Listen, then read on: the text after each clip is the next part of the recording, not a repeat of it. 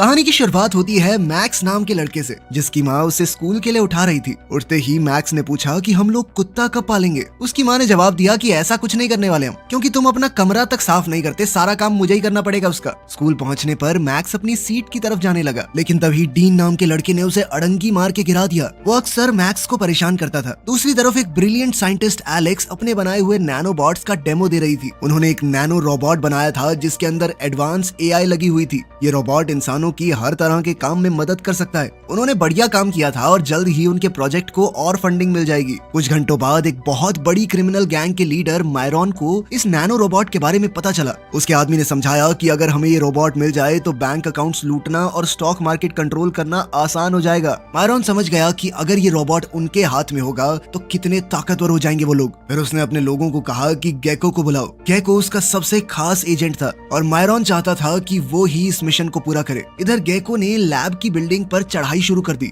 अपने खास गैजेट्स का इस्तेमाल करके वो बिल्डिंग की दीवार पर चढ़ने में सफल हो गया और बड़ी सफाई से खिड़की का ग्लास काट कर अंदर घुस गया। वो सीलिंग पर किसी मकड़ी की तरह चलने लगा। उसने सिक्योरिटी लेजर्स को पार करने के लिए अपनी नेम प्लेट का इस्तेमाल किया। उसने एक खास तरह की लेजर सीसीटीवी कैमरा के ऊपर मारी ताकि उसके अंदर मोशन सेंसर काम न करे। गेको आखिरकार उस जगह तक पहुंच गया जहां सभी नैनोबॉट्स रखे हुए थे। गेको जैसे ही अपना डिकोडर मशीन में लगाने लगा, इतने में ही गार्ड आ गया। उसे देखते ही गेको छुप गया, पर तभी डिवाइस ओपन हो गया और उसकी आवाज ने गार्ड का ध्यान खींचा। मौका पाकर गेको ने भी तुरंत गार्ड पर हमला किया और भाग गया। लेकिन इस सब के बीच अब जोर जोर से अलार्म बजने लगा। गेको ने सिलेंडर उठाया और गार्ड से बचता हुआ बिल्डिंग के अंदर भागा।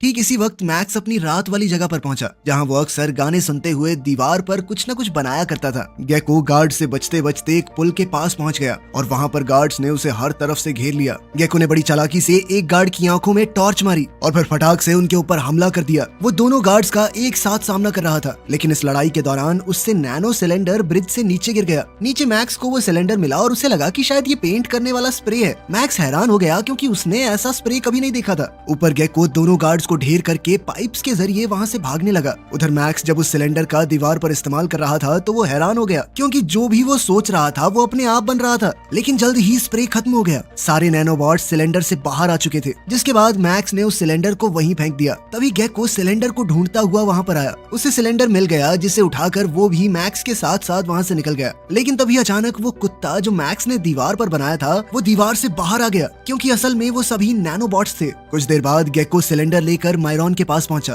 और उसने वो सिलेंडर अपने बॉस को दे दिया। लेकिन मायरॉन कंफ्यूज हो गया क्योंकि उस सिलेंडर के अंदर कुछ भी नहीं था, वो एकदम खाली था। उधर मैक्स घर वापस जा रहा था और उसके पीछे पीछे वो रोबोट कुत्ता आने लगा। कुत्ते ने गलती से कूड़े का डब्बा गिरा दिया और जब मैक्स ने पलट कर देखा तो वो इनविजिबल हो गया। मैक्स सोचने लगा कि शायद कोई खतरनाक आदमी उसका पीछा कर रहा है, तो वो घबरा कर अपने घर की तरफ भागने लगा। कुछ देर बाद पुलिस वाले जांच पड़ताल करने के लिए लैब में पहुंचे। एलेक्स जगह पर घूमते हुए ये समझने की कोशिश करने लगी कि चोरी आखिर हुई कैसे। फिर वो अपनी साथी स्काइबा से मिली। स्काइबा ने उसे बताया कि गार्ड्स ने तो उस क्रिमिनल को पकड़ने की बहुत कोशिश की, लेकिन वो चोर इतना खतरनाक था कि सबको चकमा देकर चला गया। इस पर एलेक्स ने खिंचकर कहा कि उन नैनो रोबोट्स को मैंने बनाया है, पुलिस की जरूरत नहीं है, मैं खुद ढूंढ लूंगी उनको। सुबह गेको उसी पुल वाले एरिया पर वापस गया जहां उसने मैक्स को वो पेंटिंग बनाते हुए देखा था। अब वो मैक्स को ढूंढ रहा था कि वो लड़का कहाँ गया जो कल पेंटिंग बना रहा था। मैक्स को ढूंढते हुए उसकी नजर दीवार पर पड़ी और उसे याद आया कि कल रात को जो उस लड़के ने पेंटिंग बनाई थी कुत्ते वाली, वो तो अब गायब है। मतलब जरूर उन नैनो रोबोट्स का उस लड़के से ही कुछ लेना देना है।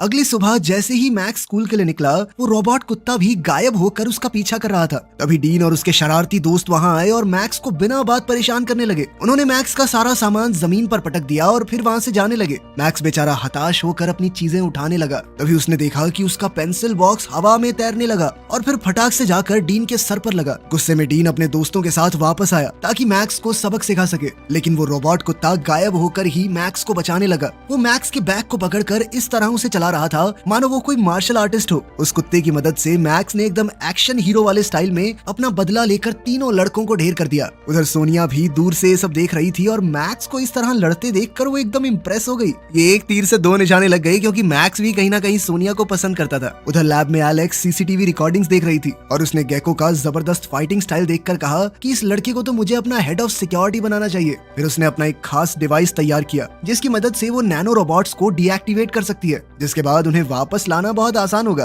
कुछ देर बाद मैक्स एक बुक स्टोर में घुसकर कुछ चीजें देखने लगा। वो अभी भी ये नहीं जानता था कि वो रोबोट कुत्ता उसका पीछा कर रहा है। जब मैक्स ने अपनी जेब में हाथ डाला तो देखा कि उसके पास तो कुछ भी खरीदने के पैसे नहीं है। तभी दुकान वाले ने उससे पूछा कि जो चीजें उठा रहा है उसके लिए पैसे हैं तेरे पास? ये देखकर कि आदमी मैक्स से ऊंची आवाज में बात कर रहा है, कुत्ते ने एक कंचों का पैकेट खोल दिया, जिस वजह से दुकानदार फिसलकर नीचे गिर पड़ा। ये देखकर मैक्स तुरंत वहाँ से भाग लिया। दुकानदार को लगा कि इसी लड़के ने कुछ किया है। वो मैक्स का पीछा करने लगा, लेकिन इतने में कुत्ते ने उसकी पैंट उतार दी। अपने नैनोबॉट्स को ढूंढ रही एलेक्स को पता चला कि वो उसी एरिया में कहीं मौजूद है। वो तुरंत उस दुकान में पहुंच गई क्योंकि वहाँ से बहुत तेज सिग्नल आ रहा था। दुकान पहुंचकर उसने मालिक से कहा कि सीसीटीवी रिकॉर्डिंग दिखा सकते हैं मुझे, जिस पर दुकान के मालिक ने कहा कि अगर तुम पुलिस वाली हो तो वारंट दिखाओ वरना भाग जाओ यहाँ से। लेकिन एलेक्स एक बहुत जबरदस्त साइंटिस्ट थी। उसने अपने स्मार्ट ब्रेसलेट का इस्तेमाल करके चुपके से सारी रिकॉर्डिंग्स कॉपी भी कर ली।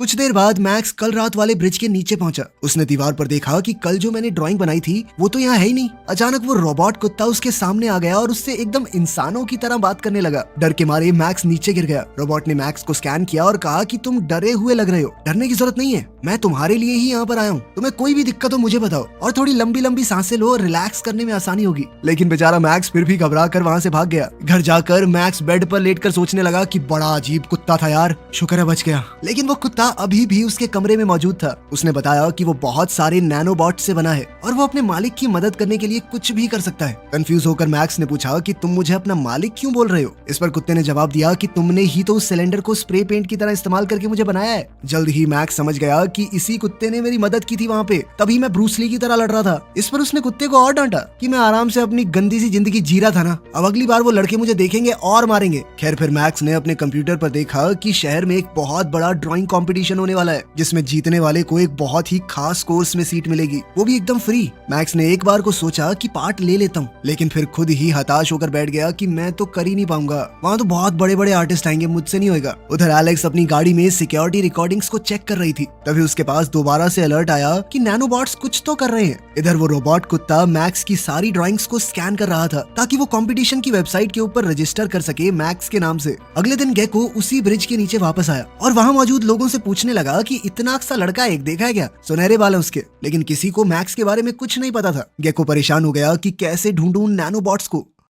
घर पर मैक्स अपने नए कुत्ते से बात कर रहा था। कुत्ते ने बताया कि मैं अपनी पहचान छुपा भी सकता हूँ, तुम कहो तो एकदम नॉर्मल कुत्ता बन जाऊंगा मैं, किसी को पता नहीं चलेगा कि मैं रोबोट हूँ। जिसके बाद मैक्स उसे घुमाने के लिए पार्क ले गया और उसे चुप रहने को कहा क्योंकि किसी को पता नहीं चलना चाहिए तू एआई रोबोट है। ये सुनकर कुत्ते ने मैक्स को एक ईयरबड दिया। इसकी मदद से वो दोनों एक दूसरे से बातचीत कर सकते हैं। तभी एलेक्स पार्क में आई और देखते ही समझ गई कि ये तो उसके नैनोबॉट्स हैं। उसने कुत्ते का वीडियो बनाना शुरू किया। मैक्स जब अपने कुत्ते के साथ वॉक कर रहा था तो सोनिया वहाँ आई। सोनिया कुत्ते को प्यार करने लगी और पूछा कौन है बेबी, क्या नाम है इसका? मैक्स ने तुरंत जवाब दिया फॉक्स्टर, फॉक्स्टर नाम है इसका। वो लोग बात कर ही रहे थे कि तभी सोनिया की दोस्तों ने उसे बुला लिया। उसने मैक्स से कहा कि हम आर्ट फेस्टिवल जा रहे हैं, हम बाद में मिलेंगे कभी, ठीक है? ये कहकर सोनिया वहाँ से चली गई। तभी फॉक्स्टर ने महसूस किया कि लड़की के जाते ही तुम्हारा हार्ट रेट थोड़ा डाउन हुआ है, क्या चक्कर है साहब, प्यार व्यार करते हो क्या उससे बात करनी है क्या? इस पर मैक्स ने फॉक्स्टर को समझाया कि उसका बॉयफ्रेंड है, वो गुंडा था ना डीन, उसी की गर्लफ्रेंड है वो, आसपास भी फटका तो बहुत मारेगा मुझे। उधर एलेक्स गाड़ी में उनका पीछा कर रही थी। अपने ट्रैकिंग डिवाइस से उनकी बातें सुनते हुए उसने सोचा कि फॉक्स्टर को डीएक्टिवेट कर देती हूँ। उसने अपनी बंदूक निकाल ही ली थी, पर तभी उसके दिमाग में एक आइडिया आया कि क्यों ना मैं इस चीज को एक एक्सपेरिमेंट की तरह चलने दूं। इससे ये भी पता चल जाएगा कि इन रोबोट्स के रियल लाइफ में कितने फायदे हैं। उधर गेको ने हर तरफ ढूंढा मगर मैक्स उसे कहीं नहीं मिला और मायरॉन का प्रेशर उसके ऊपर बढ़ता जा रहा था। बाद में फॉक्स्टर ने मैक्स को मनाया कि तुम भी आर्ट्स फेस्टिवल में चलो। वो लड़की जान के बता के गई है तुझे, सिग्नल था वो कि तू भी आजा। अब फेस्टिवल में घूमते हुए फॉक्स्टर ने तुरंत सोनिया को भीड़ में ही ढूंढ लिया। मैक्स ने देखा कि डीन भी वहाँ डांस कंपटीशन में हिस्सा ले रहा है। जब मैक्स ने देखा कि डीन कंपटीशन जीत रहा है और सोनिया भी जोर जोर से उसके लिए चिल्ला रही थी तो वो अंदर से सड़ गया, उदास हो गया। अब मैक्स वहाँ पर एक पल के लिए भी रुकना नहीं चाहता, लेकिन फॉक्स्टर ने उसे रोका और कहा कि मेरे साथ चलो, लड़की को इम्प्रेस करने का आइडिया है मेरे पास। वो मैक्स को सोनिया की नजरों में एकदम हीरो बनाना चाहता था। वो दोनों एक बड़े गोदाम में गए। फॉक्स्टर ने अपनी शक्तियों का इस्तेमाल करके मैक्स के कपड़े पूरी तरह बदल दिए और कुछ नैनोबॉट्स उसके शरीर के अंदर भी घुस गए ताकि वो मैक्स के शरीर को कुछ हद तक कंट्रोल कर सके। अपने इस नए स्टाइलिश लुक के साथ मैक्स एक बड़ी सी दीवार पर चढ़कर अजीबोगरीब स्टंट्स करने लगा। साथ ही वो स्प्रे पेंट का इस्तेमाल करके एक बड़ी सी ड्राइंग बना रहा था। शुरुआत में तो किसी को समझ नहीं आया कि आखिर वो कर क्या रहा है, लेकिन उसकी जबरदस्त कला को देखकर लोग उसकी तरफ खिंचे आ रहे थे। मैक्स ने जबरदस्त स्टाइल में पेंटिंग खत्म की।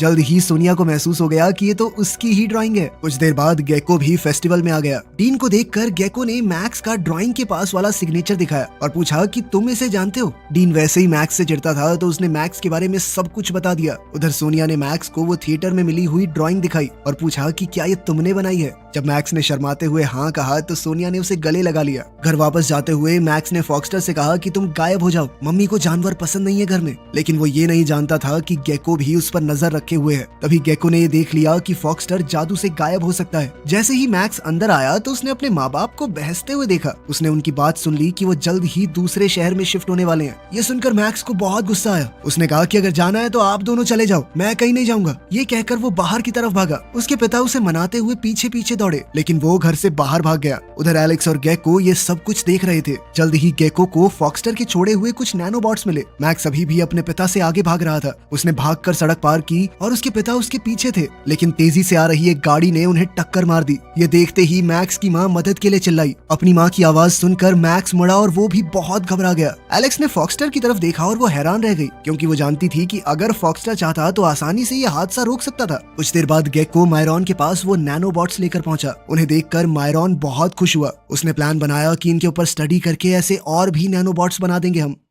हॉस्पिटल में मैक्स और उसकी माँ कॉरिडोर में इंतजार कर रहे थे। तभी डॉक्टर ने बताया कि उसके पिता खतरे से बाहर हैं, लेकिन उन्हें कुछ दिनों के लिए एडमिट रखना पड़ेगा। बाहर मैक्स फॉक्स्टर से मिला और पूछा कि तुमने मेरे पिता को बचाया क्यों नहीं। फॉक्स्टर ने जवाब दिया कि आप मेरे मालिक हो, मैं तो बस आपका पीछा कर रहा था। आप अपने परिवार से दूर भाग रहे थे तो मुझे बीच में आना ठीक नहीं लगा। ये सुनकर मैक्स को और गुस्सा आ गया। उसने वो ईयरपीस फॉक्स्टर के पास रख दिया और कहा कि अब मैं तेरा मालिक नहीं हूँ। ये सुनकर फॉक्स्टर बहुत उदास हो गया और उसने अपने आप को इनविजिबल बना दिया। उधर मायरॉन अपने साइंटिस्ट्स के ऊपर जोर डाल रहा था कि ऐसे ही नैनोबॉट्स बनाने बहुत सारे। तभी गेको मायरॉन से मिला और मायरॉन ने कहा कि उस लड़के को उठा कर ले आओ मेरे पास। गेको ने कहा कि लड़के की कोई गलती नहीं है, उसे तो पता ही नहीं वो कुत्ता कहाँ से आया उसके पास। लेकिन मायरॉन ने कहा कि मुझे इस बात से कोई फर्क नहीं पड़ता, उस लड़के को मेरे पास लेकर आओ। गेको मजबूर होकर वहाँ से निकल पड़ा। वो अंदर से बुरा नहीं था, ये सब करना नहीं चाहता था वो। साथ ही मायरॉन ने अपने दूसरे आदमी इगोर को भी इसी काम पर लगा दिया। हॉस्पिटल में मैक्स को पता चला कि उसके पिता होश में आ गए हैं। मैक्स ने जब उनसे बात की तो उन्होंने कहा कि हम नहीं होंगे शिफ्ट, बस तू खुश रह और आगे से कभी ऐसे भागना मत, समझा।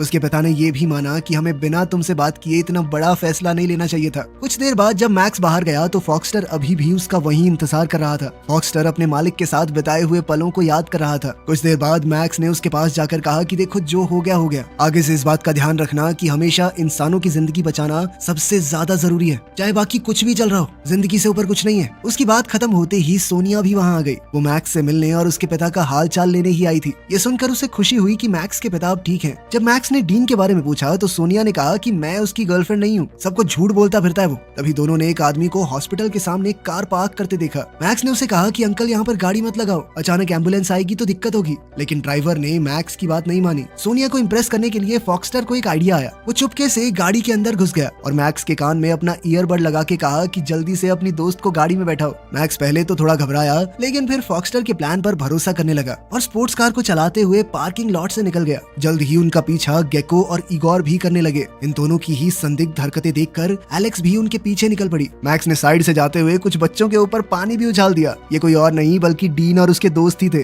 वो दोनों मस्त गाड़ी में घूम रहे थे, ये ना जानते हुए कि दो गुंडे उनका पीछा कर रहे हैं। इतने में एलेक्स ने इगोर की लाइसेंस प्लेट से पता लगाया कि वो इंटरपोल से भागा हुआ अपराधी है। ये देखकर एलेक्स बहुत डर गई और उसने अपनी पल्स गन का इस्तेमाल करने का फैसला किया ताकि वो इगोर को रोक सके किसी को चोट पहुंचाने से पहले। लेकिन ऐन वक्त पर एलेक्स का निशाना चूक गया और उसने वो मैग्नेटिक पल्स सामने की तरफ छोड़ दी, जिससे अचानक गेको की बाइक बंद पड़ गई और वो दूर जा गिरा। और वहीं मैक्स और सोनिया की गाड़ी भी रोड के किनारे टकरा गई। मैक्स ने सोनिया से पूछा कि तुम ठीक तो हो, जिसके बाद वो फॉक्स्टर पर चिल्लाने लगा कि साले ढंग से गाड़ी चलानी नहीं आती तुझे। ये सुनकर सोनिया डर गई कि ये किससे बात कर रहा है। तभी इगोर वहाँ आया और वो नकली पुलिस वाला बनकर सोनिया और मैक्स को अपने साथ ले गया, ये कहकर कि मैं तुम्हें सही सलामत घर छोड़ दूंगा। उधर एलेक्स तुरंत फॉक्स्टर की मदद करने पहुंची, जो उस मैग्नेटिक पल्स की वजह से बहुत कमजोर हो गया था। जब फॉक्सटर को पता चला कि एलेक्स ने ही उसे बनाया है तो उसने कहा कि हमें कुछ भी करके मैक्स को बचाना होगा। उसने समझाया कि मैक्स के कान में अभी भी मेरा ईयरबड लगा हुआ है, हम उसकी लोकेशन का पता लगा सकते हैं। उधर गेको भी बच्चों की जिंदगी खतरे में नहीं डालना चाहता था। चोरी चकारी ठीक है, लेकिन वो इतना बुरा इंसान नहीं था। उसने भी फैसला किया कि वो अकेला जाकर मैक्स और सोनिया को बचाएगा। दूसरी ओर अपने अड्डे पर मैक्स मायरॉन और सोनिया से फॉक्सटर के बारे में पूछ रहा था। उनका समय बर्बाद करने के लिए मैक्स झूठ बोलता रहा कि वो रोबोट तो हॉस्पिटल में है। आखिरकार फ्रस्ट्रेट होकर ईगोर ने दोनों को बंद कर दिया और मैक्स के कान में लगा हुआ वो ईयरबड भी छीन लिया। अब ईगोर एलेक्स और फॉक्सटर की बातें आसानी से सुन पा रहा था। जल्द ही फॉक्सटर गेको के साथ साथ गायब होकर मायरॉन के अड्डे में घुस गया, लेकिन उसे ये नहीं पता था कि बाहर ईगोर ने एलेक्स को भी पकड़ लिया है। जब वो उस जगह पर पहुंचे जहाँ मैक्स और सोनिया को रखा गया था, गेको अजीब सा बर्ताव करने की कोशिश करता है। जब वो उस जगह पर पहुंचे जहां मैक्स और सोनिया को रखा गया था, तभी ईगोर ने गार्ड से कहा कि जल्दी पकड़ो उस रोबोट कुत्ते को। लेकिन फॉक्सटर अपनी शक्तियों का इस्तेमाल करके उनसे लड़ने लगा। वो गायब होकर उन पर अंधाधुंध हमले करवा रहा था जिम वाली चीजों से। गेको भी कहीं ना कहीं उसकी मदद कर रहा था। आखिर में फॉक्सटर ने उन तीनों को ही जेल में बंद कर दिया और मैक्स और सोनिया को बाहर निकाल लिया। अब सभी लोग जल्द से जल्द वहां से भागने की कोशिश करने लगे, लेकिन ऐन मौके पर मायरॉन ने एक ट्यूब के अंदर फॉक्सटर को पकड़ लिया, जिसके बाद बाकी सब भी वहां से भागने में नाकाम हो गए। मायरॉन ने सोनिया को उठाया और बिल्डिंग से नीचे फेंकने की धमकी दी।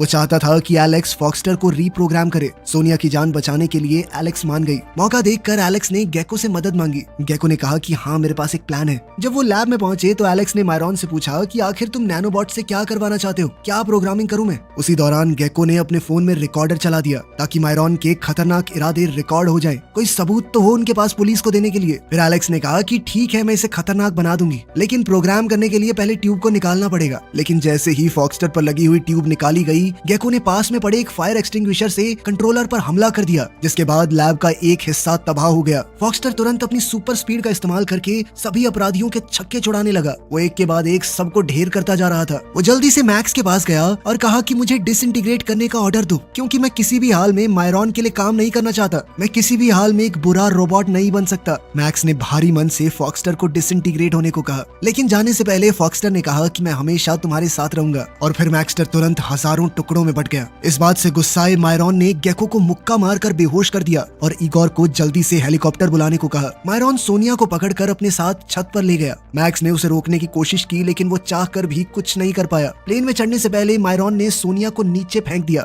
अचानक फॉक्सटर के सभी नैनोबॉट्स मैक्स के शरीर में घुस गए और मैक्स को अपने दिमाग में फॉक्सटर की आवाज सुनाई देने लगी, जो उसे लड़ने के लिए हौसला दे रहा था। मैक्स ने तुरंत मायरॉन पर हमला बोल दिया और एक के बाद एक हमले करने लगा उसके ऊपर। पर अचानक उसे सोनिया की चीख सुनाई दी। वो तेजी से नीचे गिर रही थी। मैक्स को समझ आ गया कि मुझे जल्द से जल्द इसे खत्म करना होगा। मायरॉन ने एक बड़ा पत्थर मैक्स की तरफ फेंका, लेकिन मैक्स ने एक ही झटके में उसे पकड़ लिया और आखिर में एक जबरदस्त मुक्का मारकर मायरॉन को ढेर कर दिया। इसके बाद वो तुरंत सोनिया को बचाने के लिए भागा और सुपर स्पीड का इस्तेमाल करके उसने ऐन मौके पर सोनिया को बचा लिया। मायरॉन को गिरफ्तार करवाने के बाद एलेक्स ने सभी नैनोबॉट्स वापस सिलेंडर में बंद कर दिए। आखिर में एलेक्स ने गेको से पूछा, मेरे लिए काम करोगे? मुझे एक सिक्योरिटी हेड की जरूरत है, जिसके लिए गेको तुरंत ही मान गया। अगले दिन मैक्स को एक लेटर मिला जिसमें लिखा था कि वो ड्राइंग कंपटीशन जीत चुका है। ये देखकर वो बहुत खुश हो गया। उसके माँ बाप ने इसी खुशी के मौके पर उसे एक गिफ्ट दिया। ये एक छोटा पपी था जो बिल्कुल फॉक्सटर जैसा दिखता था। वीडियो पसंद आई तो लाइक कर देना, चैनल को सब्सक्राइब कर लेना। मिलते हैं अगली वीडियो में।